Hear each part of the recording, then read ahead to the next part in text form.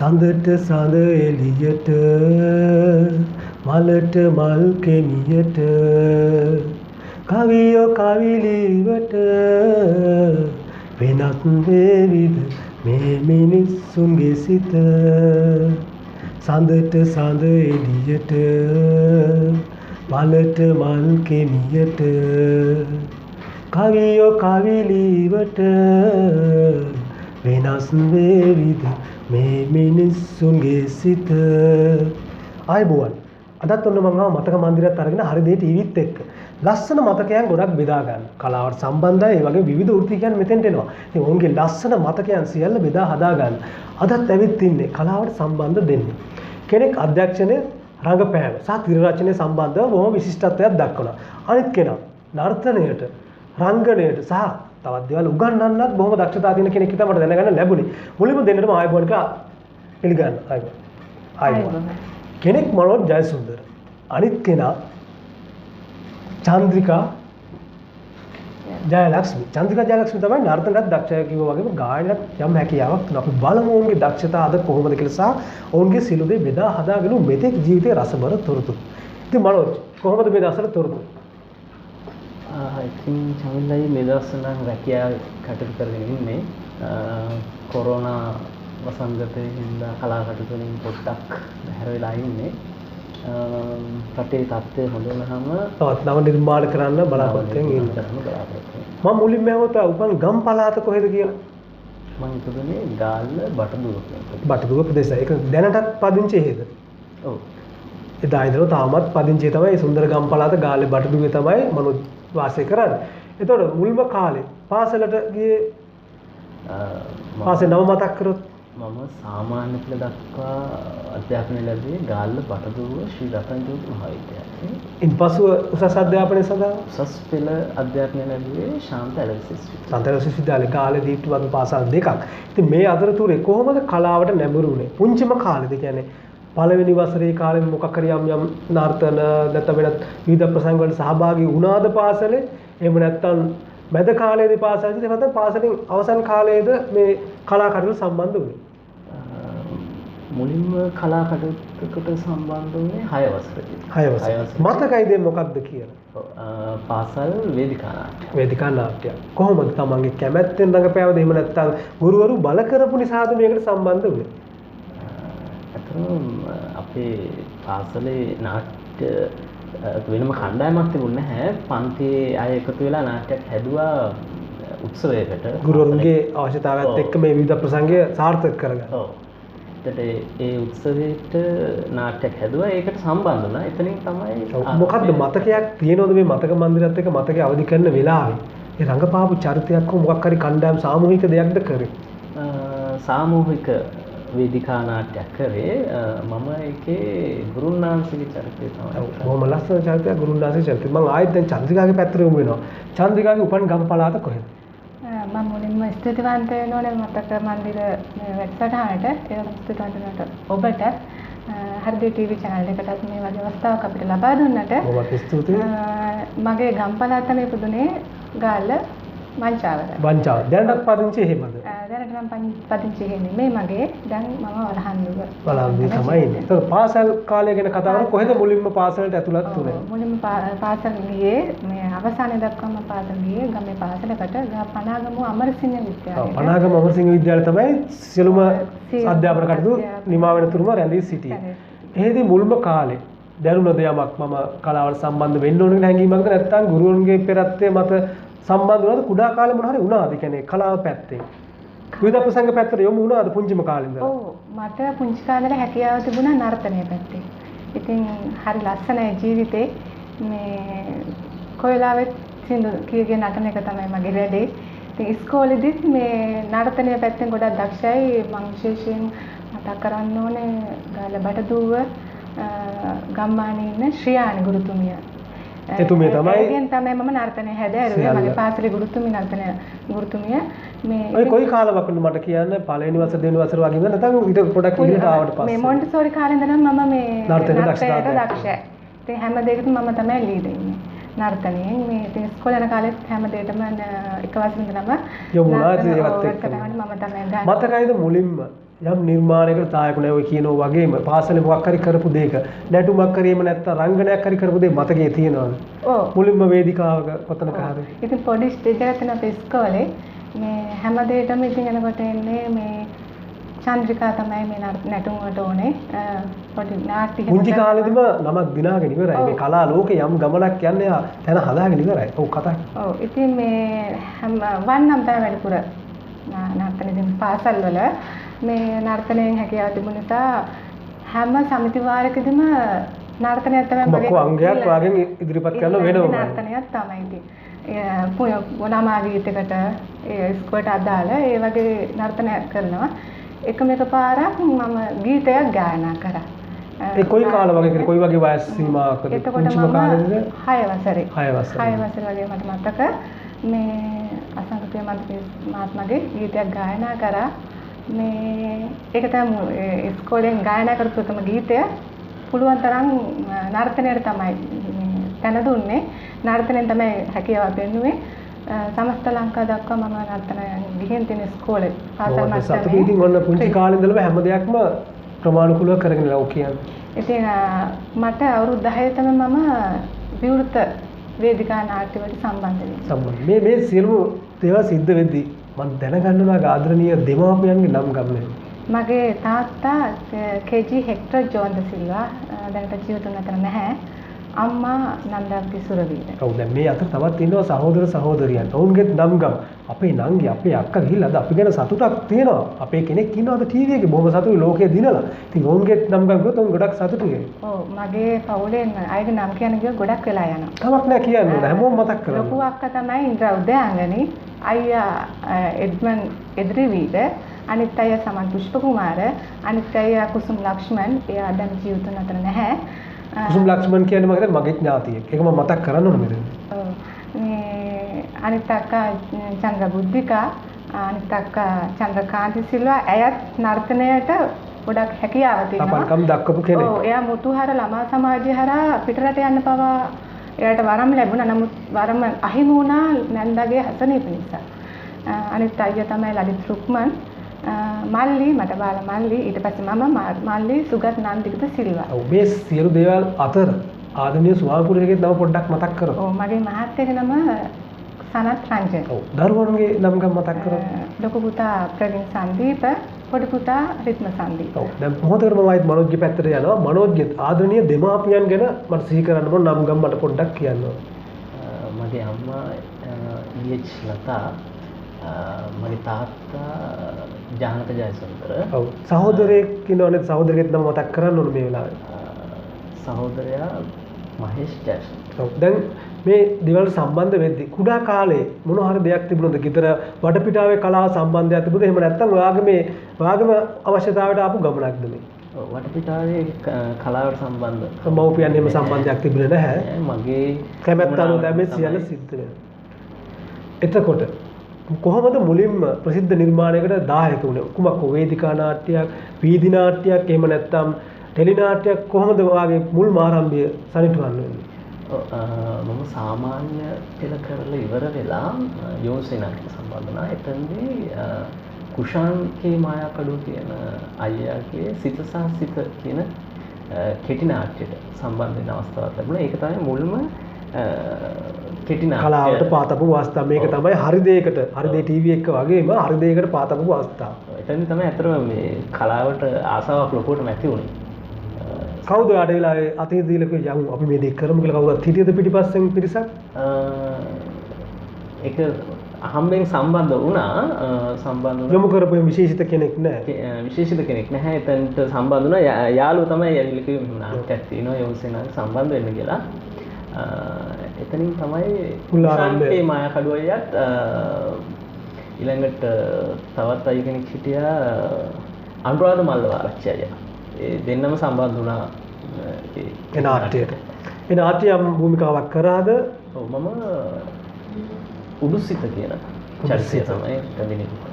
ඔව් හරි ඒ වගේම දැන් මේ කතාව අතරතුර අපි ආයෙත් යනවා පාසල් කාලේට. පාසල් කාලේ මොකක්ද ආසම කරපු විෂය? Taman කැමති විෂයක් තියෙන මොකක් හරි කාටත් තියෙනවා මම මේ විෂයට කැමතියි. මොකද්ද Tamanට එහෙම දැනුණු විෂයක් තිබුණද? මම ගණිත විෂය වැඩි ප්‍රමාණයක්. ගණිත විෂයට ගොඩක් ආස කරා. ඒ පැත්තෙන් ඉදිරියට යන්න හිතුවද? යම් දවසක ගුරුවරයෙක් වෙන්න වගේ? ඔව් ගණිත විෂයෙන් තමයි මම උසස් පෙළ හැදෑරුවෙත් ගණිත විෂයෙන්. ගණිත විෂයෙන් තමයි දැන් අමතර පන්තිත් කරනවා නේද? මට එහෙම ආරංචියක් තියෙනවා. ඒක මම ඇහුවේ. බොහොමත්ම සතුටුයි. එහෙම දේවල් කලාවත් අතරතුරේ සියල්ල සිද්ධ වෙන්න ඕන. මේ දේවල් සිද්ධ වෙන අතරතුර ඉතින් පාසල් කාලේ සම්බන්ධ වෙන්න උන්නේ නැහැ නේද වැඩිපුර දෙයකට? කලාවේ. කලා කටයුතු කියන්නේ වේදිකා නාට්‍ය වලට සම්බන්ධ වෙන අපිට වේදිකා නාට්‍ය උගන්වන්න වෙනම ගුරුවරයෙක් හිටියේ නැහැ. අපිම කණ්ඩායමක් හදාගෙන පාසලේ උත්සවවලදී අපි වේදිකා නාට්‍ය. පාසල් කාලය තුල යම් ගුරුවරයෙක් ඉන්නවනම් මතක් කරන්න මේ වෙලාවේ විශේෂිත වූ අතහිත දීපු කවුරු නෝ ඉන්නවද? නැත්නම් සියලුම දෙනා එක සමානයි. අපිට යම් සහයෝගයක් ලබා දුන්න අපිට නාට්‍ය හරංකලාව ගුරුතුමිය අපිට වෙනම ප්‍රායෝගිකව උගන්වන්න ගුරුවරයෙක් හිටියේ නැහැ නාට්‍ය හරංකලාව. නමුත් විෂය උගන්වන ගුරුවරියක් හිටියා. ඇය සහයෝගය දුන්න අපිට. ඒ ගුරුවරිය තමයි මග පෙන්වීමක් කරේ. ආයෙත් මම චන්ද්‍රිකාගේ පැත්තට යමු වෙනවා. චන්ද්‍රිකා පාසල් කාලේ කැමතිම විෂය ධාරාවක් තිබුණද කුමක්ද? කැමතිම විෂය ධාරාව තමයි නර්තනය. නර්තනය. ඒක තමයි බොහොමත්ම ගෘහ විද්‍යාවට ආස කරා. විශේෂිත ගුරුවරුන් ඉන්නවද පාසල් කාලේ අතහිත දීපු නම් වශයෙන් මතක් කරන්න? ඔව් ගොඩාක් අතහිත දුන්නේ මට ශ්‍රී අනුභූතිය තමයි. බැලුදු ප්‍රදේශයේ මම ඉස්සෙල්ලා කිව්වා. ඇය තමයි මගේ දක්ෂතාවයන් දැකලා ඔප්ලන් වල ඉදිරියට ගත්තේ. ඉදිරියට යවුවේ මෙයා හොඳයි සාරම සංදර්ශන පවා හැම තැනකදීම මට තැන දුන්නේ. ඒ වගේම දක්ෂතාවය හඳුනාගෙන අවස්ථාව ලබා දුන්න ඉදිරියට යන්න. ඔව් ඒ වගේම විදුහල්පතිතුමා නානායක්කාර මහත්මයා ඔහුත් මට ගොඩාක් ඉදිරියට යන්න අතහිත දුන්නා. ගෙදර අයට එහෙම කතා කරලා කිව්වා මෙයාට ලොකු හැකියාවක් තියෙනවා. ඉතින් අපිට උනන්දුවක් තිබුණා දක්ෂතාවය එළියට ගන්නවා. ඉස්කෝලේත් අපි ගිය ඒ පාසලෙත් ගොඩක් දියුණු පාසලක් නෙමෙයි. ඉතින් අර මගේ තාත්තත් නැති නිසා අම්මට බැරි වුණා. ඉතින් ගොඩක් දුරට ඒවට කැප වෙලාම කටයුතු කරන්න පුළුවන් ආකාරයෙන් උදව් කරා. පුළුවන් ආකාරයෙන් අම්මා තමයි ඉතින් මාව හැමතැනටම එක්කගෙන යන්නේ. ඉතින් පාසලෙන් ඊට පස්සේ නර්තන සඳහා පෙරහැර සඳහා මා නර්තනයට යොමු කරා. ඉතින් ඒ පාසල් කාලෙදිම මම විශේෂයෙන් කියන්න ඕනේ බන්දුල හේවමානගේ ඔහු සංගීත ගුරුවරයෙක් මගේ ඥාති සහෝදරයෙක් වෙනවා. ඔහු තමයි මාව නර්තනවට පෙරහැරව සඳහා යොමු කරේ. ඒ වගේම මට ගුරුතුමෙක් වශයෙන් මගේ පියා වශයෙන් මම මේ වෙලාවේ සිහි කරන විශේෂයෙන් අපගේ සරත් මහත්මයා මගේ තාත්තා වගේ. ඔහු අතහිත දීපු කෙනෙක්. ඔව් එයා දැනටත් එයාගේ මාර්ගයෙන් තමයි මම ගොඩක් දුරට නාට්‍ය වලට යන්නේ.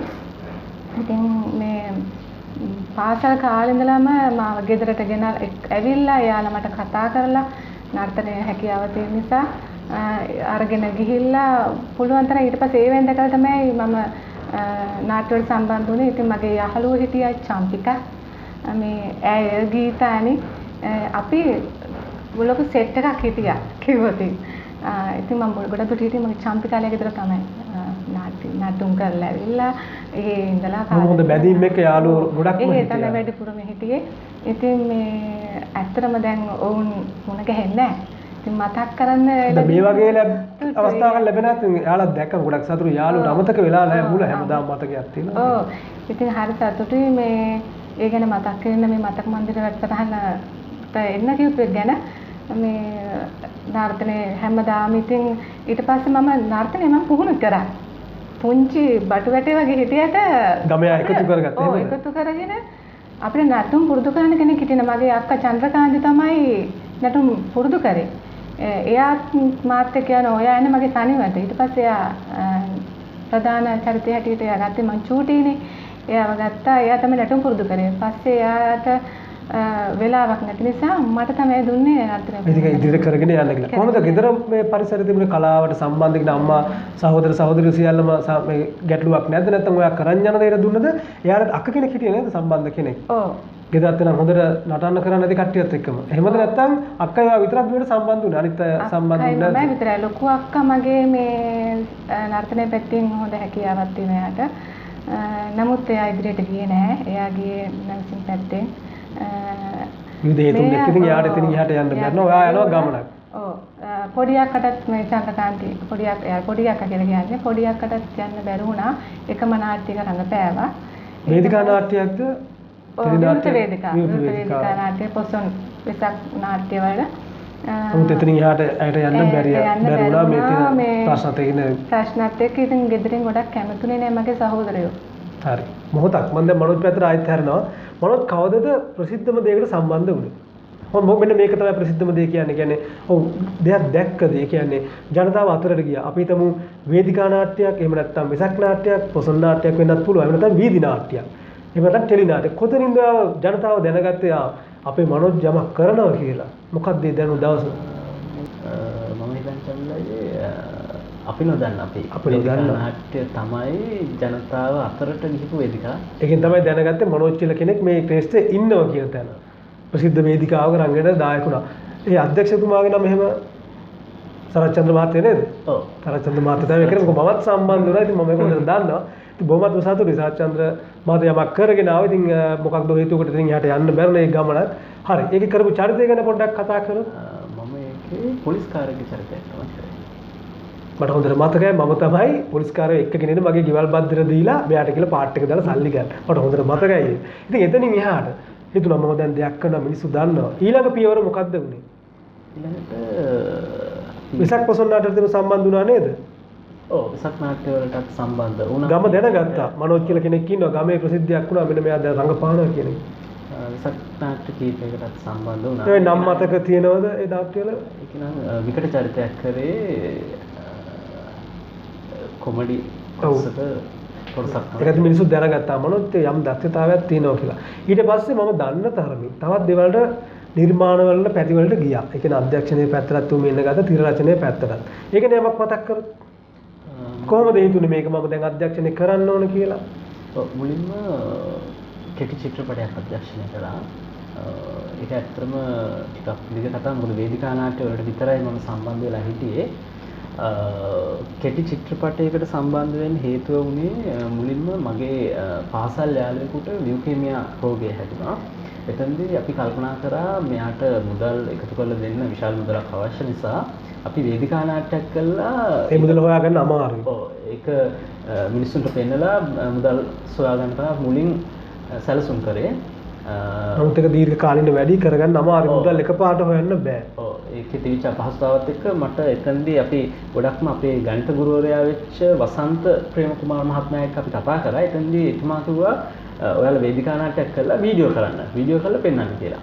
ඒක මුදලක් උපයා ගන්න පුළුවන් වෙයි කියන මතය වඩා පහසුයි කියන එක.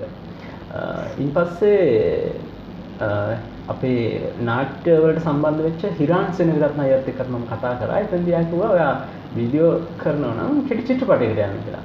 එතනදී ඇත්තටම කෙටි චිත්‍රපටයක් ගැන මට යම් අවබෝධයක් තිබුණා. නමුත් ඒක ලොකු දෙයක් කරන්න කොහොමද කියලා හිතාගන්න බැරි තත්ත්වයක තිබුණේ. ඔව් ලොකු දෙයක් විදිහට තමයි එතනදී දැක්කේ. මොකද මුදල් ගොඩක් ඕන. ඊට පස්සේ ඒක කරන්නේ කොහොමද කියලා ලොකු අවබෝධයක් දරන්න වෙනවා. ඔව් ඉන්පස්සේ මම ලියලා තිබුණා කොහොමද මේකට නාට්‍යයක් කළුවරලිය කියලා වේදිකා නාට්‍යයක් ලියලා තිබුණා දීර්ඝ වේදිකා නාට්‍යයක්. මේක මම කෙටි චිත්‍රපටයකට පෙරළුවා. ඒ කතාවම පෙරලලා අපි කතා කරා. හිරාන් සෙනවිරත්න අයියා මට හොඳ සහයෝගයක් දුන්නා මේ කෙටි චිත්‍රපටයක් කරන්න හිත යොමු කෙරුවා. ඉන්පස්සේ කොහොම හරි අපි කෙටි චිත්‍රපටය කරන තැනට ආවා. මේක කෙටි චිත්‍රපටයේ මුලින්ම බාඳුරාමල් කියලා තමයි මේ කෙටි චිත්‍රපටය ලිව්වේ. ඉන්පස්සේ මට දැන් ඇත්තටම විශාල මුදලක් තිබුණේ නැහැ මේ කෙටි චිත්‍රපටය කරන්න. මම මුදල් ණයට අරගෙන තමයි මේක මුලින්ම පටන් ගත්තේ. එතනදී විශේෂ යාළුවට උදව්වක් කරන්න ඕන පරමාර්ථය නිසා තමයි මේ සියල්ල සිද්ධ වෙන්නේ. අනිවාර්යයෙන්. එතනදී ලොකු සහයෝගයක් දුන්නා මට මගෙත් එක්ක සම්බන්ධ වෙලා ඉන්න කලාවේ මිත්‍රයන් පිරිස. විශේෂයෙන් මතක් කරන්න ඕනේ හිරාන් සෙනවිරත්න අයියා. එයා මට නිතරම උපදෙස් දුන්නා කොහොමද කරන්න ඕන, බය වෙන්න එපා, අපි ඉන්නවා කියන එක. ඒ වගේම චමිල් ප්‍රදීප් ඔබතුමා ඒ කෙටි චිත්‍රපටයේ සහාය අධ්‍යක්ෂණයෙන් සහයෝගය ලබා දුන්නා. එතම හිරාන් සෙනවිරත්න අයියා මට සහයෝගය ලබා දුන්නා කලා අධ්‍යක්ෂණය, ඊට පස්සේ වේශ නිරූපණය, ඇඳුම් නිර්මාණය, ඒ සියල්ලගෙම ඊට පස්සේ සමන්ත විමල් අයියා කැමරාකරණයෙන් සහයෝගය ලබා දුන්නා. ඒ සහයෝගයත් එක්ක තමයි ඒ වගේම රංගපාපු පිරිස විශේෂයෙන් මතක් කරන්න ඕන හිරාන් සෙනවිරත්න අයියා පියාගේ චරිතය කරේ එතන. අපි ඊට පස්සේ කෙටි චිත්‍රපටය නම් කරා සතිසඳ නොදුටු සඳ කියලා. පියාගේ චරිතය කරේ හිරාන් සෙනවිරත්න අයියා. මවගේ චරිතය අනුෂ්කා තරංගී අක්කා. පුතාගේ චරිතය කරේ මමයි. පුතාගේ කුඩා කාලයේ චරිතය කරේ පහන් නිම්සර් කියලා පොඩි ළමයෙක්. යාගේ බොහොම පිරිසක් එකතු වෙලා හැමෝම සහයෝගය දුන්නා. මට බොහොම මතකයි. මේකේ පරමාර්ථයත් එක්ක සියලුම කලාකරුවන් එක තැනක හිටියා. අපි මේ දේ කරන්න ඕන කියලා. බොහොම සාර්ථකව ඒ වැඩ කටයුතු නිම වුණා. ඊට පස්සේ තවත් දෙයකට යමු වුණා නේද? තවත් නිර්මාණයකට කියලා චිත්‍රපටයකට. ඔව් සතිසන්ද මන්සන්ද මිනිත්තු 22ක කියලා චිත්‍රපටය. ඒක මට ITN එකේ පවා අගයීමට ලක් වුණා. මට මතකයි මමත් සම්බන්ධ වුණා වැඩසටහනට. ඉන් පස්සේ මම කල්පනා කරලා තවත් කෙටි මේ අතරතුර ටෙලිනාට්‍ය මොකක් හරි එකට සම්බන්ධ වුණා නේද? ඔව් ටෙලිනාට්‍යයට සම්බන්ධ වුණා විමල සූරිය මහත්මයාගේ කරපු ටෙලිනාට්‍යයකට සම්බන්ධ වුණා. ඒකේ රූපගත කිරීම කරා. නමුත් තාමත් විකාශය වුණා නෑ. ළඟදී විකාශය කියලා අපි හිතනවා. බොහොම සුන්දර කතාවක් ගම්මානයත් එක්ක එකතු වෙච්ච එක. චරිතය පිළිබඳව යමක් කියන්න.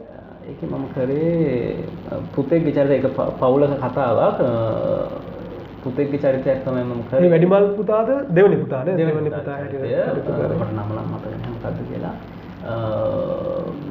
ඒක ටිකක් විනෝදකාමී චරිතයක් තමයි තියෙන්නේ. ඔව් ඒ සියල්ල අතරතුර දැන් අපි තවත් දක්ෂතාවයක් තියෙනවා. අපි චන්ද්‍රිකාට ගීත ගායනා කරන්නත් පුළුවන්. අපි බලමු යාගේ ඒ දක්ෂතාවය.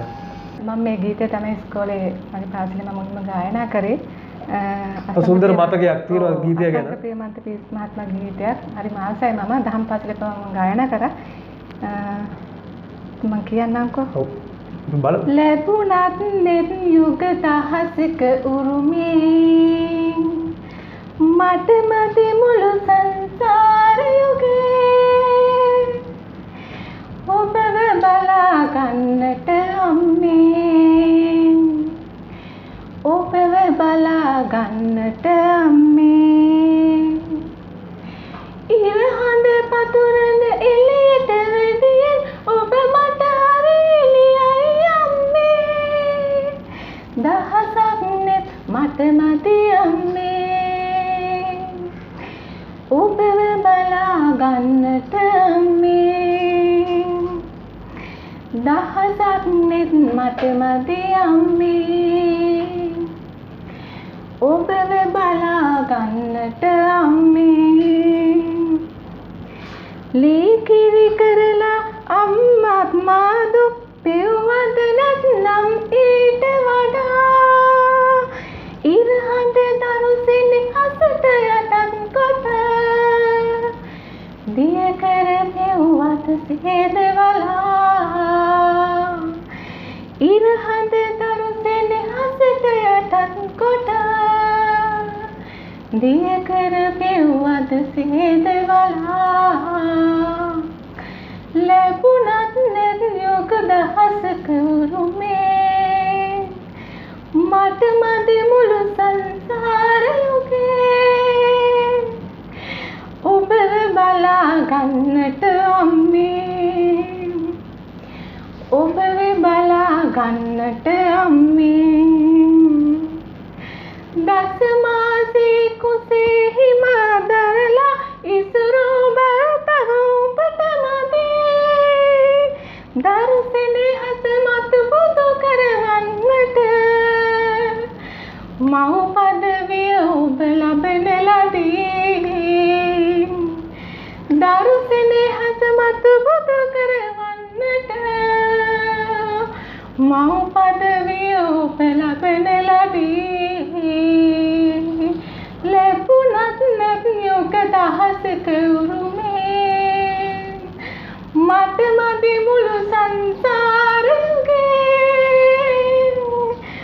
ඔබව බලා ගන්නට අම්මේ ඔබව බලා ගන්නට අම්මේ ඇත්තටම මම මේ ගීත ආදරය කරේ මගේ අම්මා අතරම දුකයි ලොකු වෙසක් දැරුවා මාව මේ ස්ථානට ගෙන්න ලොකු වෙසක් දැරුවා මගේ පස්සෙන්ම යනවා හැමෝම හැමදේම කියනවා ගොඩක් ගැරහීම් ලැබුවා ඒත් ඇයි මගේ පස්සෙන් රැයත්තවල් නැතුව නිදි මරන්න නැතුව නාට්‍ය වලට නර්තනයට මාව එක්කගෙන යනවා ඉතින් ඇත්තටම මෙහෙම කියන මදි තාත්තා නැතුව ඇයට පුළුවන් ආකාරයෙන් හැම අවුරකින්ම සහයෝගය දක්වා මවක් හැටියට. ඉතින් මේ සියලු දේවල් සිද්ධ වෙද්දි මතක මන්දිරයත් එක්ක සියලු මතකයන් බෙදා හදාගන්න ඉතින්සලම අපුඩියක් ගහනවා ගීතය ගායනා කරාට හරිම ලස්සන කරලා අපිට මව ගුණ දැනන ඉතින් ඇත්තටම නෙට් යුග දහසක් තිබුණත් Tamanගේ මව බලා ගන්න බෑ. ඒ තරම්ම අපිට වටින චරිතයක්. ඉතින් මේ සියලුම දේ මතකයේ අවදි කරන අවස්ථාවකට මද විරාමයකට යන්නේනවා. මේ සියල්ල සිද්ධ වෙන හෘදේ ටීවී ගාල්ල කාර්යාලයේ අබේසිත ලීබඩු මාලිගේ උඩුමහල දුව ගාල්ල දුරකථනය මතක් කරොත් 077 321 39 66 දුරකථන ආයත් මතක් කරනවා 077 321 39 66 YouTube නාලිකාව ඔස්සේ සියලුම අපේ වැඩසටහන් සියල්ලම බලන්න පුළුවන් හෘදේ ටීවීත් එක්ක අපි යනවා මද විරාමයකට.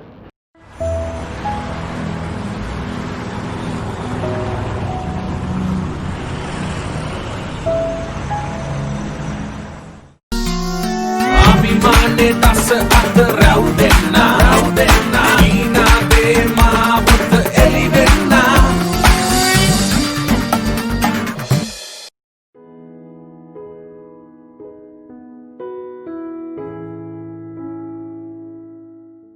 නමුත් ලංකාවේ අපි කොහොමද මේ අභියෝගය ආශිර්වාදයක් බවට පත් කරගන්නේ? අපි හැමෝම දන්නවා ලෝකේ දියුණු වෙලා ඉන්න පුද්ගලයෝ ආයතන ඒ වගේම රටවල් ඒ තැනට පත් වෙලා තියෙන්නේ තමුන්ට ආපු අභියෝග. එහෙම නැත්නම් තමන්ගේ දුර්වලතාවයක් අඩුපාඩුවක්. ජපානයේ තමන්ගේ ගිනි කඳු හිරෝෂිමා බෝම්බය ආශිර්වාදයක් කරගත්තේ කොහොමද? වතුරත් නැති තෙලුත් නැති සිංගප්පූරුව මේ අභියෝගය ආශිර්වාදයක් කරගත්තේ කෙසේද? හැම දෙයක්ම වෙන්නේ හොඳටයි කියලා තියෙනවානේ. පෙරළුණු පිට හොඳයි කියන්නේ. අප මහා බෝසතාණන් වහන්සේ සේම ජේසුස් ක්‍රිස්තුස් වහන්සේත් ලෝකයට විමුක්තිය ළඟා කර දුන්නේ තමන් ඉදිරියට ආපු අභියෝග නිසා. රෝවන් ඇට්කින්සන් තමයි මිස්ටර් බීන් කියලා හඳුන්වන්නේ. ඒ වගේම නික් වුජිකික් මේ වගේ කට්ටිය ලෝකේ දියුණුවේ හිණිපෙත්තටම ගියා. හැබැයි එහෙම ගියේ ඒගොල්ලෝ ගාව අඩුපාඩුවක් තියාගෙන. රෝවන්ට කතනාබාධයක් තිබුණා. නික්ට අතපය හතරම නැහැ. අපි අතීතයේ බිඳක් විපරම් කරමු. පසුගිය වසර 35ක කාලය මේ වගේ ආශිර්වාද ගන්න පුළුවන් විපත්ති අපට කොච්චරනම් සිදු වුණාද? හැබැයි කලාකරු හැටියට අපිට හිතෙනවා ඒ දේවල් වලින් අපි නියම ඵල ප්‍රයෝජන ගත්තේ නැහැ කියලා. අපිට සුනාමිය ආවා. විශාල ජීවිත ප්‍රමාණයක් නැති වුණා. සිංහල, මුස්ලිම්, දෙමළ, බෞද්ධ, ඉස්ලාම්, කතෝලික ભેදයක් නැතුව ජීවිත විශාල ප්‍රමාණයක් විනාශ වුණා. ඒ වෙලාවේ මුළු ලෝකෙම අවධානය අපිට ආවා. හැබැයි රටක් විදිහට ඉස්සරහට යන්න අපි මේ අවස්ථාව හරියට ප්‍රයෝජනට ගත්තද? ඊට පස්සේ 30 වසරක යුද්ධය අපි අවසන් කරගත්තා. හැබැයි ඉතින් ඒකෙන්වත් අපිට හරියට පාඩමක් ඉගෙන ගන්න බැරි වුණා. ඉන් අනතුරුව අප්‍රේල් 21 දරුණුතම පාස්කු ප්‍රහාරය. හැබැයි ඉතින් ඉන්පස්සේ නම් රටට සුදුසුම දෙයක් සිද්ධ වුණා. ඒක තමයි රටට ගැළපෙන නිවැරදි නායකත්වයක් තෝරගන්න අපිට හැකියාව ලැබුණා. මේ ඛේදවාචකයන් සියල්ලම අපිට උගන්වපු කාරණයක් තියෙනවා. ඒ තමයි එකවන්ව මේ රට ඉදිරියට ගෙනියමු කියන එක. අපි අපේ පාලකයන්ට කියමු ලංකාව සිංගප්පූරුව වගේ, ලංකාව ඩුබායි වගේ, ලංකාව ඇමරිකාව වගේ කරනවා කියලා කෑමොර ගහන්නේ නැතුව ලංකාව වගේ කරන්න කියලා. අපිත් ඒකට සම්පූර්ණ සහයෝගය දෙමු. හොඳට ඇස්සැරලා බලමු. හොඳට හිතමු, සාකච්ඡා කරමු, තර්ක කරමු. මොකද ඒක පාලකයන්ට විතරක් අයිති කාරණාවක් නෙවෙයි. දේශීය ආර්ථිකයක්, සරල දේශීය ආහාර රටාවක්, තරංකාරීත්වයෙන් තොර එකිනෙකට උදව් කරන සරල ජීවන රටාවක්, පරිසරය, දේශීය සම්පත්, අපේකම සුරැකෙන නීති අනපන. අපි අපේ ඉදිරියට ආපු අභියෝග වලින් නිසි ප්‍රයෝජන නොගත්තත් ඒවා පරාජය වුණෙත් නෑ නේද? ඒ වගේම මට විශ්වාසයි මේ කොරෝනා අභියෝගෙනුත් අපි ජය ගන්නවාමයි. අපි රටට, පරිසරයට, අපේ කමට ආදරය කරන ජනතාවක්, දරු පරපුරක් බිහි කරගනිමු. එතකොට මුළු ලෝකයේම මිනිස්සු මේ පුංචි රට දිහා බලයි. අපට ලොකු දේවල් නොතිබුණාට අපි කොරෝනා විතරක් නෙවෙයි මුළු ජීවිතේම ජයගත්තු මිනිස්සු කියලා. අපි ජීවිතය ජයගමු. ඔව්. අපි ජීවිතය ජයගනිමු.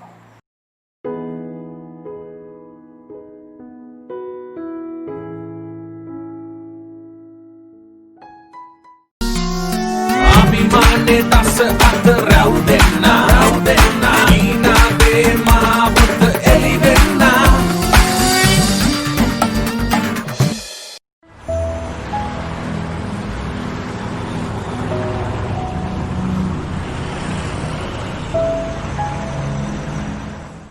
විනාඩි පස්සේ අපි ආයෙත් මතක මන්දිරයත් එක්ක එකතු වෙනවා. ඉතින් හරි දේ TV හරි දේ දෙන ගමන් හැමෝගෙම ලස්සන මතකයන් අවදි කරනවා. ඉතින් මනෝජ්ජි මම ආයෙත් අහනවා මේ සිළු දේවල් එක පළවෙනිම දැනුනේ කොහොමද ගමින් කෙනෙක් කිව්වා අපි මනෝජ්ජ දැක්ක යම් තැනකදී. එදා දැනෙච්ච සතුට.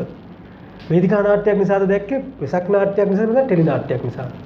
මුලින්ම ගම කතා කරන ගත්තේ මනෝජ් කියලා කෙනෙක් වෙන්න රඟපාන. වේදිකා නාට්‍ය නිසාද කතා කරන ගත්තේ ටෙලි නාට්‍ය නිසා? ටෙලි නාට්‍ය රූගත කිරීම කරද්දී මම කියන්නේ මේ විමල් සූර්ය මහත්මයා කරපු වැරදුණු කුරුමාල ටෙලි නාට්‍ය අපේ ගමේමයි රූගත කිරීම කරේ. එදා තමයි ගම දැනගත්තේ මනෝජ්ගේ දක්ෂතාවයක් තියෙනවා යම් කලා දක්ෂතාවයක්. ගම මොකද කිව්වේ මිනිස්සු කියද්දි මොකක්ද දැන් මම තැනක ඉන්නවා කියලා හිතුණාද ඒක? ගොඩක් අය ඇහුවේ කවුදද පෙන්නන්නේ කියන එක. මම හිතන්නේ තාම පෙන්නුවේ නැහැ. ඒක ඉදිරියේදී තිරගත වෙයි කියලා පුංචි තිරේ අනිවාර්යයෙන්ම තිරගත. ඊට පස්සේ එතනින් එහාට කොහොමද කලාවට සම්බන්ධ වුනේ? ඒකත් එක්ක යම් පුහුණුවකට යමු වුණාද? පුහුණුවීම් වලට යමු වුණා. මම මුලින්ම සාමාන්‍ය පෙළ ඉවර වෙලා සම්බන්ධ වුණේ ජයවි ලංකා ආයතනයට. එතනදී සංජය දිල්ෂාන් කියන අය තමයි මුලින්ම නාට්‍ය ආරම්භ කලාවේ ගුරුවරයා වුණේ. සංජය දිල්ෂාන් අයත් එක්ක වැඩ කරගෙන ගියා. හොඳින් පුහුණුවීම් කරා. ඊට පස්සේ නදීර තරංග කියලා අයිගෙන් සම්බන්ධ වුණා පුහුණුවීම් වලට. එතනදී අපි වීදි නාට්‍යයක් කරා. වීදි නාට්‍ය නම උනේ සමනලයානෝ. සමනලයානෝ කියන නාට්‍ය අපි ඒ තමයි කණ්ඩායම විසින් හදපු දෙයක්ද නැත්නම් ඒක ජයවි ලංකා ආයතනයෙන් හදපු දෙයක්ද? ආයතනයෙන් හදපු එකක්. මම කියන්නේ සංජය අයිගේ නිර්මාණයක්. ඒකට අපිව සම්බන්ධ කරගත්තා. ගම පුරාම අපි ඒක පෙන්නගෙන ගියා. ඒක තමයි මේ වීදි නාට්‍ය අත්දැකීම. ඒක වෙනස්ම අත්දැකීමක් වීදි නාට්‍යයක් කියන්නේ. ගමින් ගමට ගියාද ඒකත් අරගෙන? නැත්නම් එතෙන්දී පුහුණුවීම් විතරයිද කියලා නැත්නම් තනින් තන පෙන්වන්න ගියාද? පෙන්වීම් කරා. ඒක මම හිතන්නේ වෙනස්ම අත්දැකීමක්. ඔව් ජීවිතේ හොඳ අත්දැකීමක්. ඒ පිරිසක් ඉදිරියේ රංගනය යෙදෙනවා තනින් තනට. ඉතින් හොඳ කලාකාරයෙකුට ලැබෙන්න ඕනම දෙයක් ඒක. මමත් ඒක විශ්වාස කරනවා. වේදිකාව වීදිය කියන්නේ බොහෝ මිනිස්සුන්ට ලං වෙන්න පුළුවන් තැනක්. ඒක යම් චරිතයක් කරා නම් ඒකට මතකයක් තියෙනවද? මම කරේ පෙම්වතෙක් චරිතයක්. ඒක වීදි නාට්‍ය වුණාම විකට විදියට තමයි ගොඩක් යන්නේ. විකට අවස්ථාවක් තමයි නිරූපණය කරේ. ඒ වගේම ওই ගායනයන් ගියා, ගීත ගායනයන් ගියා. ඒවට සම්බන්ධ වුණා. ඒ විදිහට තමයි සම්බන්ධ. ඒ හරහා තවත් වැඩි දුර පුහුණුවීම් කරන්න කොහොම මොන හරි අත්දැකීම් ලබා ගන්න කොළඹට සම්බන්ධ වුණා නේද? ඔව් කොළඹට සම්බන්ධ. කවුරු ළඟටද ගියේ ඉගෙන ගන්න? ඊට කලින් මම කියන්න ඕන ජයවි ලංකා ආයතනයෙන් පස්සේ සම්බන්ධ වුණේ උණවටුන යාත්‍රා කණ්ඩායමට. එතන නන්සිරිනායක මහත්මයා තමයි පුහුණුවීම් කරේ නාට්‍ය ආරම්භ කලාව. එතන මම හිතන්නේ අවුරුදු 2කට වැඩි කාලයක් නාට්‍ය ආරම්භ කලාව පුහුණුවීම් කරා. සමහර පොඩි දෙයක් මතක් කරලා යාත්‍රාවේ මමත් හිටියා කියන බොහොම ආඩම්බරයි. ලංකාවේ පළවෙනි තැනත් අපි කීප සැරයක්ම ආවා. බොහොමත්ම සතුටුයි. ප්ලේබෑක් තියටර් ඔෆ් ප්ලේබෑක්.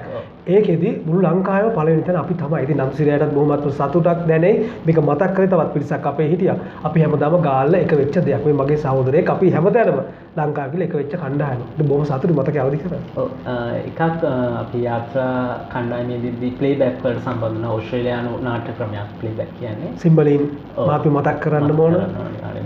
ඩෙබ්‍රා ඒ වගේම අපි රොබින්සන් අය වගේම ගුරුවරු ගොඩාක් හිටියා. ඉතින් විදේශ සියලුම අත්දැකීම් අපිට ලබා දුන්න පුහුණුවීම් නේද?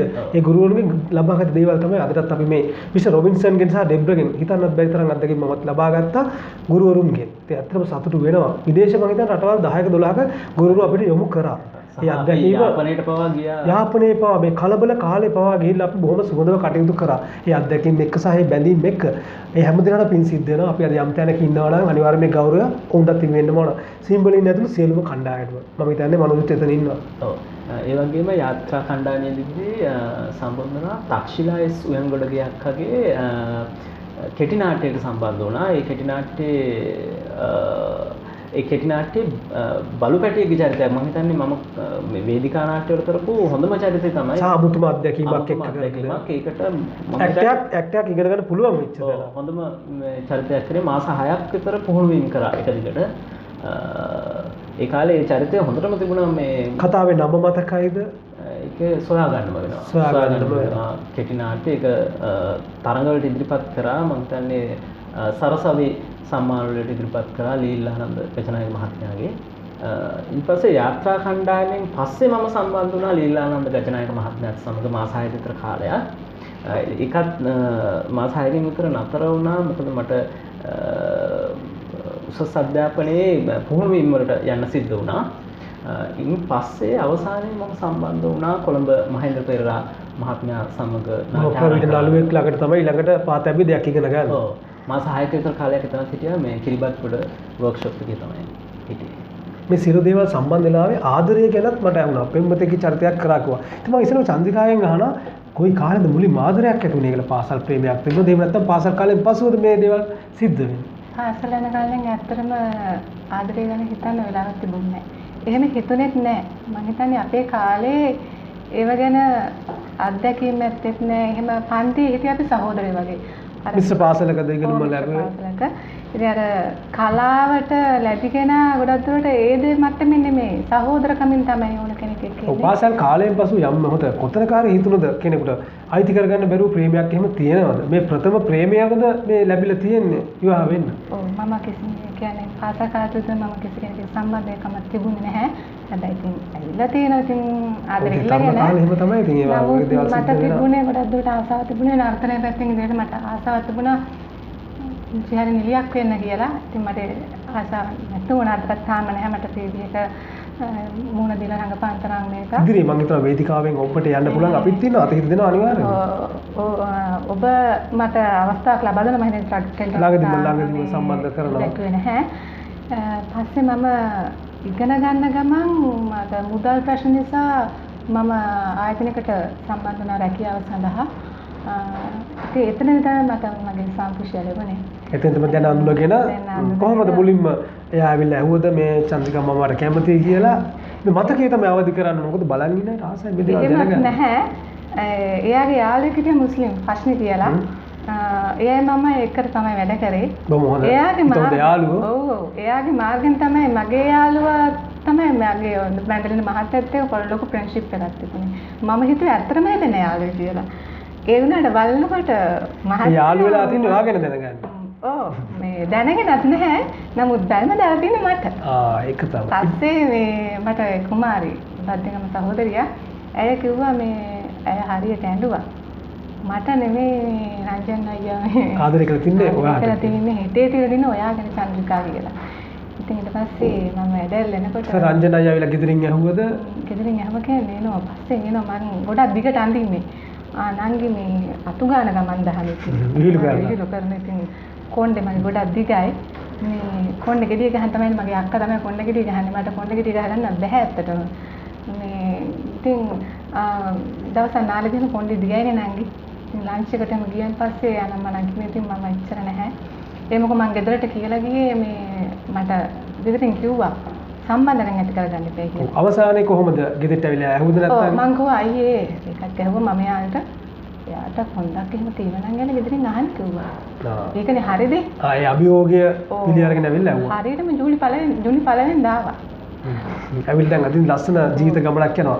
ඒ අතරතුරේ මම අහන ඉතින් මනෝජ්ට කොහොමද පාසල් කාලේ ප්‍රේමයක් තිබුණද? ඒ අත්දැකීමක් තියෙනවද? කවදද මුලින්ම ආදරයක් හිතුනේ කියලා දැනට එනවා. පාසල් කාලේ අත්දැකීමක් තිබුණද?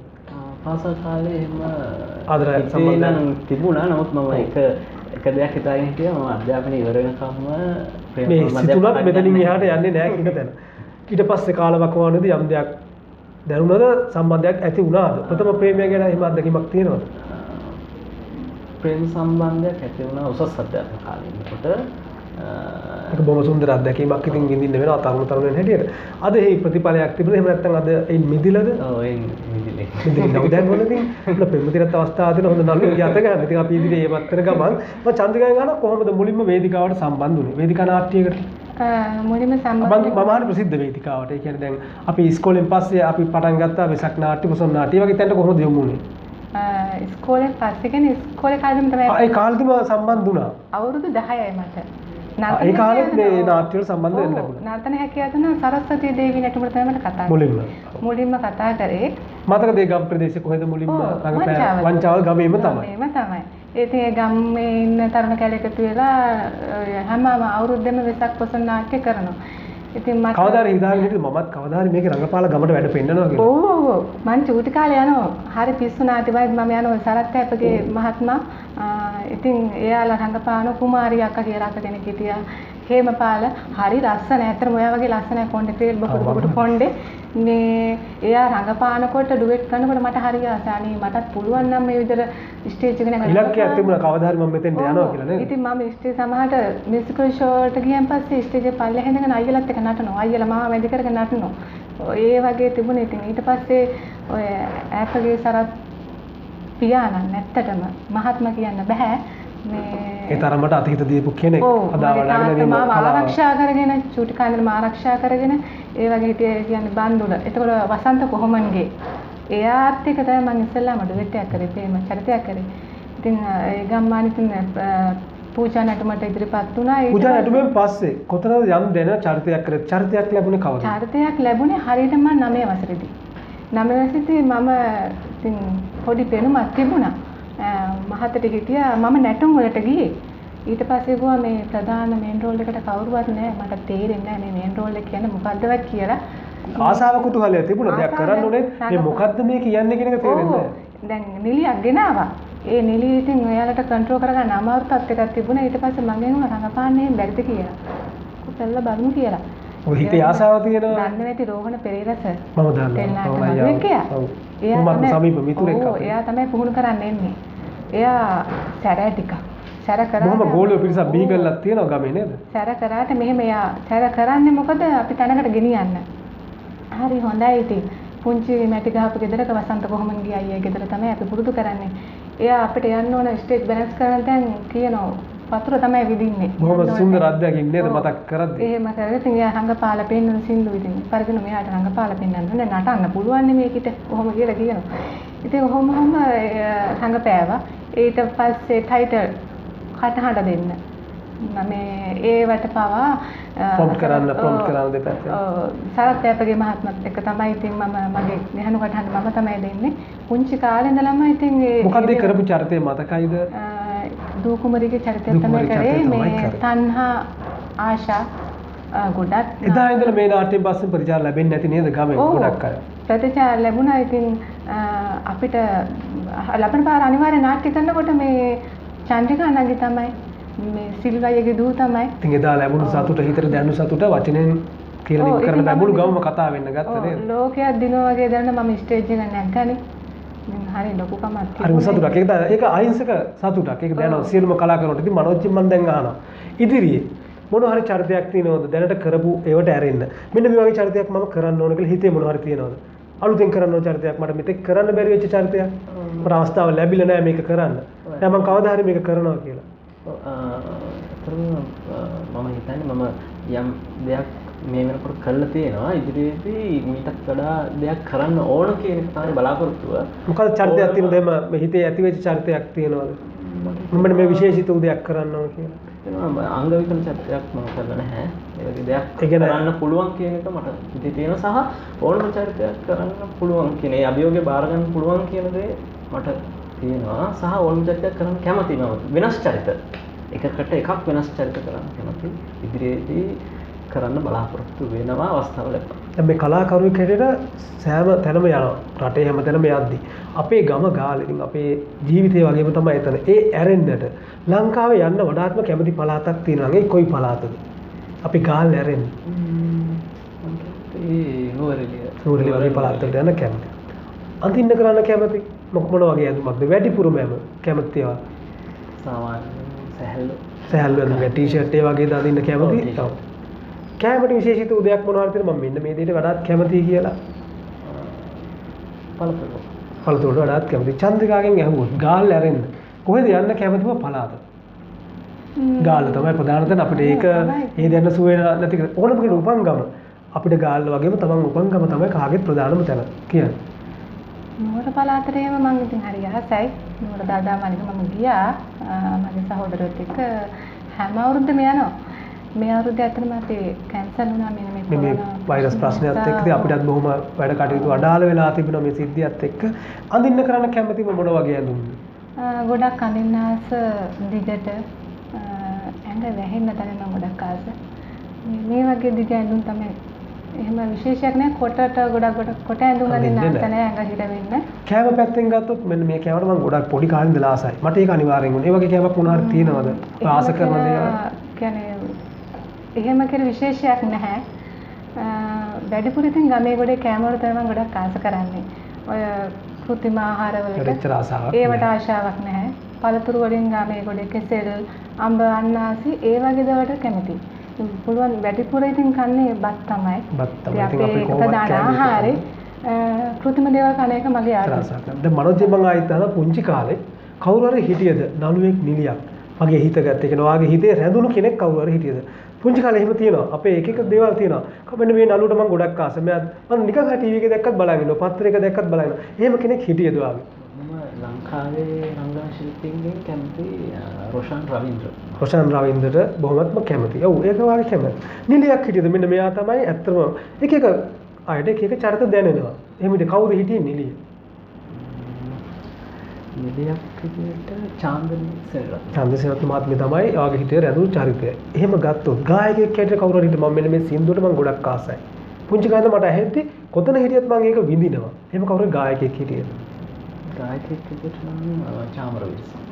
ගායිකාවක් හැටියට හිතුනොත් දැනුනොත් කවුරුත් හිටියද? ගායිකාවක් විදියට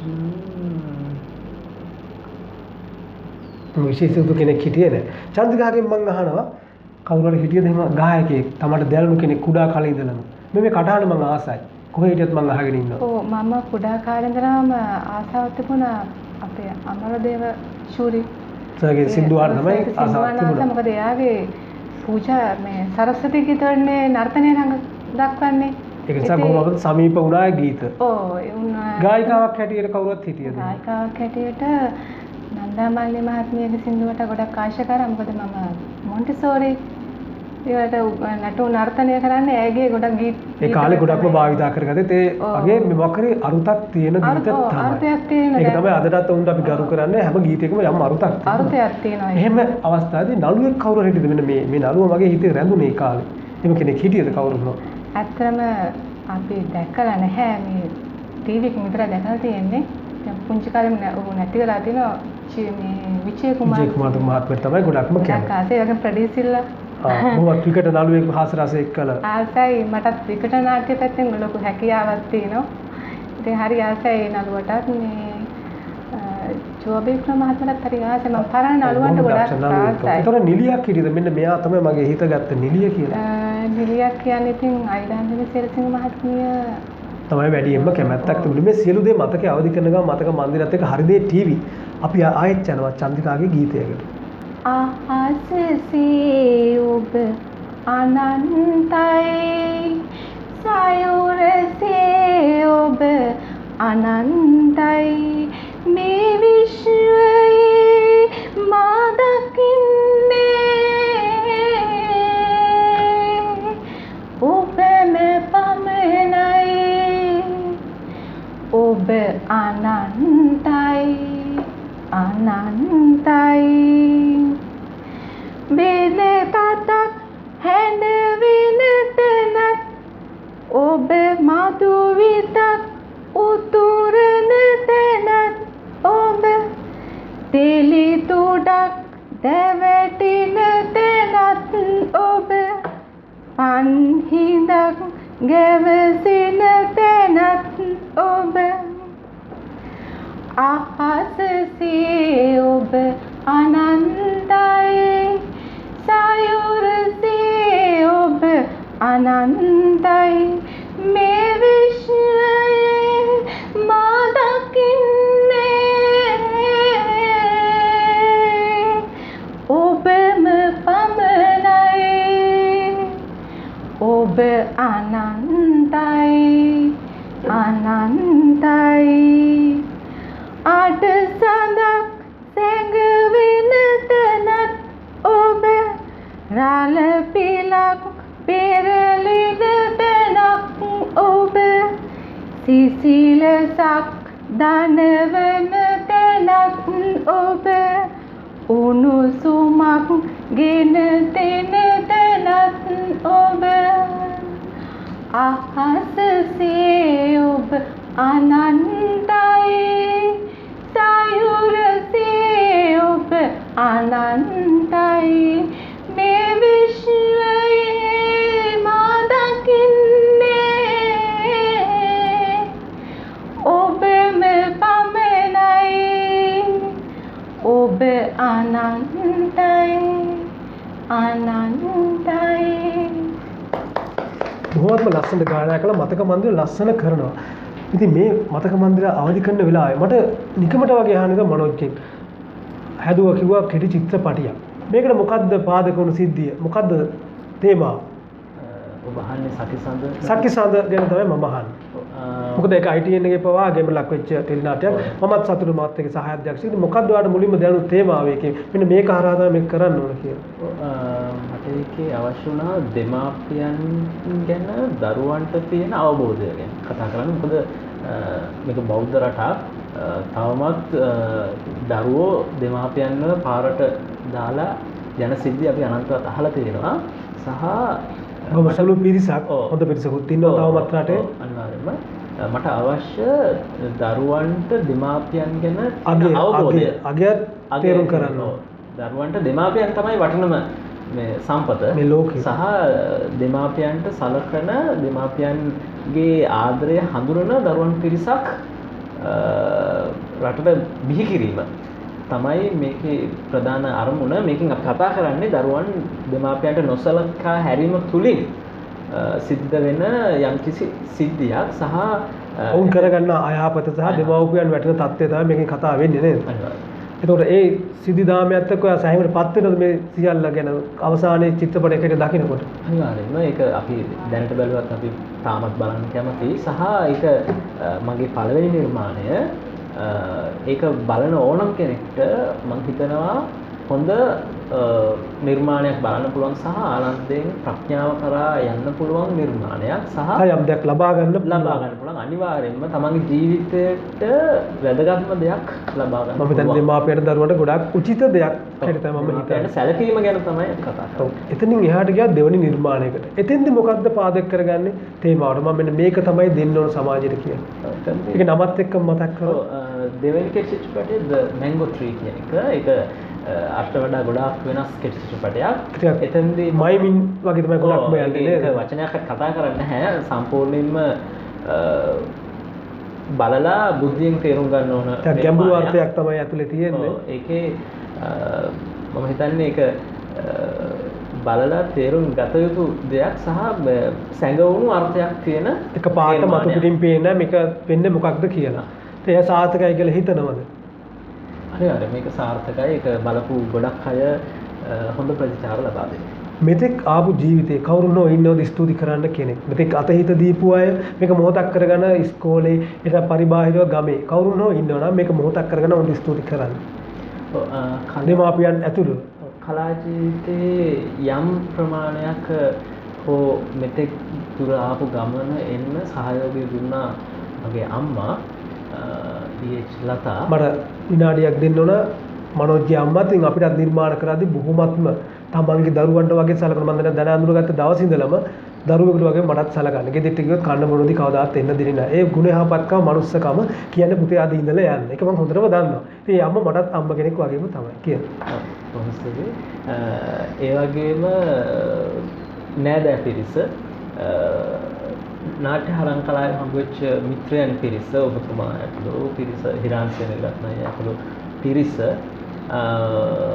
සහ මගේ මිත්‍රයන් පිරිස පාසල් මිත්‍රයන් ඒ වගේ පිරිසක් උදව් කළා. නෑදෑයන් ගැන මතක් කරොත් යම් පිරිසක් ඉන්නවා මම දන්නවා අතහිත දෙනවා. ඔයාගේ ඥාති පිරිසකුත් ඉන්න බොහොමත්ම කලාවට කැමති. ඔව්. නෑදෑ පිරිස ගත්තොත් මගේ අම්මගේ නෑදෑයන් පිරිස ඉන්නවා. පුංචිලා ලාලනී පුංචි ඉන්නවා. ඊළඟට නිරංජනී පුංචි ඉන්නවා. ශාන්ත බාප්පා ඉන්නවා. ඒ වගේ ගොඩාක් පිරිස සියලුම මට මතකයි. සියලුම පහසුකම් ලබා දීලා අතහිත නැති බොහොමත්ම සතුටුයි ඔවුන් ගැන. එහෙම යද්දී ඉදිරි නිර්මාණය කරන හිතගෙන මක්ක දෙයක් තියෙනවද? මේ මොහොතක් කරගමු එක මතක් කරන්න. තවත් නිර්මාණයක් මක් කර තියෙනවද ඉදිරියට කරන්න හිතන්නේ? ඉදිරියේදී නිර්මාණ කීපයක්ම කරන්න බලාපොරොත්තු වෙනවා. ඉදිරියේ දැනට නම් ඊළඟට කරන්න බලාපොරොත්තු වෙන්නේ කෙටි චිත්‍රපටයක්. ඒ වගේ මරද මැංගෝ ට්‍රී වගේම චිත්‍රපටයක් තමයි ඉදිරි කරන්න බොහොමත්ම සතුටුයි හැම දෙයක්ම සාර්ථක වෙන්න කියලා ප්‍රාර්ථනා කරන අතර චන්ද්‍රිකාගේ මොනවා හරි තියෙනවද ඉදිරියේ බලාපොරොත්තුවක් මෙන්න මේ චරිතය මම කරන්න ඕන කියලා මොනවා හරි හිතේ යඳුණු දෙයක් තියෙනවද තාමත් ඉෂ්ට කරගන්න බැරි වෙච්ච දෙයක් ඔව් ඉෂ්ට කරගන්න බැරි වෙච්ච දෙයක් තමයි මම ආශාවක් තිබුණා ටෙලි නාට්‍යවල සම්බන්ධ වෙන්න සම්බන්ධ කරා ඔබ විසින් ඒක දුෂ්ට චරිතයක් ලැබුණේ ඉතින් මට හරි ආසයි අහිංසක චරිත මට රඟපාන්න පුළුවන් දුෂ්ට චරිතයක් සමන්න පුළුවන් ඒ වගේම විකට චරිතත් පුළුවන් උසලා කෝට්ටගේ දැන්ටත් අපේ මගේ අක්කගේ මහත්තයා කපිල සහෝදරයා මේ ළඟදී ටෙලිග්‍රෑම් එකක් බලලා මේ ඔයාගේ ටෙලි නාට්‍යයක් කරනවා මම ඇත්තටම හිතුවා ඔබම සම්බන්ධ කර ටෙලි නාට්‍යයක් යනවා නැහැ කියලා විකාශය මම මගේ ටීවී එක මේක පේන්නේ නැහැ මොකද්ද වෙලා පස්සේ දාලා බැලුවා බලනකොට සුසලා කෝට්ටගේ මහත්මිය ඒගේ චරිතය අයියෝ ඉතින් මමත් අර එයාලත් එගෙන් පස්සේ විහිළු කරනවානේ ඉතින් එයාලා සමහරවිට දකින්න නැති මම ඒ විදිහට වෙන්නේ තියෙනවා මේ සියල්ල අතරතුර මෙතෙක් ජීවිතයේ දෙමාපියන් එක්කම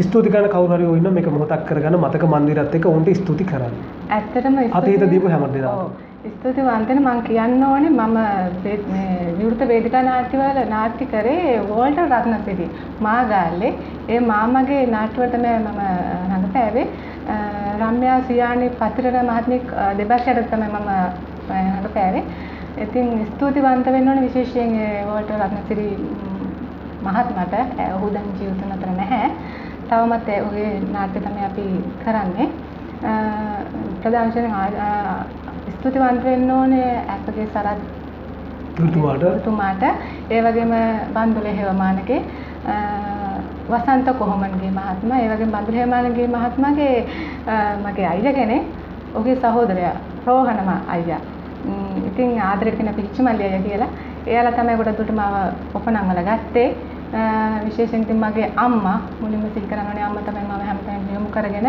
ඉදිරියට ගෙන අරන් ගියේ සහෝදරත් මට අතිහිතකම් දුන්නා ඒ වුණාට ලොකුම මේක කරන්නේ එයාලා ඉතින් ඇවිල්ලා බලලා උඩ හැකියාවරින් උදව් කරා ඒ වගේම ඉතින් පාසලේ ගුරුතුමිය ශ්‍රියානි මිස් නාර්තනය පැත්තෙන් එයා තමයි ඔපනම් වල ගත්තේ මේ මනෝජ් මල්ලි කිව්වා වගේ මම ජයවි ලංකාවේදීත් මම හිටියා සර් නලින් යටතේ මම නාර්තනය හැදෑරුවා කරාපිටි ෆැකල්ටි එකේ ෂෝ එකකුත් කරා ඉතින් ඔහුගෙන් මම ගොඩක් නාර්තන ඉගෙන ගත්තා මේ කුලසිරි බුද්ධවත්ත මහත්මයාටත් මම රංගනය හදාලා තියෙනවා මේ කෙටි කාලයක් තුළදී කොළඹ මගේ අම්මයි ගමේදී ඉතින් ස්තුතිවන්ත වෙන්න මගේ මාවට මම ඉස්සර කිව්තරක් අපගේ වසන්ත කොණගේ බන්දුලේ වමානගේ එතකොට නන්දිකා අයියා බන්දුල අයියාගේ අය මල්ලි ගොඩාක් අය ඉන්නවා ඇත්තට මතක නැහැ ඒ වගේ සියලුම දෙනාට මේක මොහොතක් කරගන්නවා මාවට ඒ වගේම නිලවීර අයියා එතකොට එයාට ගොඩක් අතිහිතකම් දුන්නා ඉතින් ඒ වගේ විශේෂයෙන් මම ස්තුතිවන්ත වෙනවා ඔබට චමිල් ඒ කියන්නේ ඔයා තමයි මගේ හීනයක් හැබෑ කරා ටෙලිග්‍රෑම් එකකට බර්ට්‍රම් මහත්මයාට මාව හඳුන්වලා දීලා චරිතයකට මාව මේ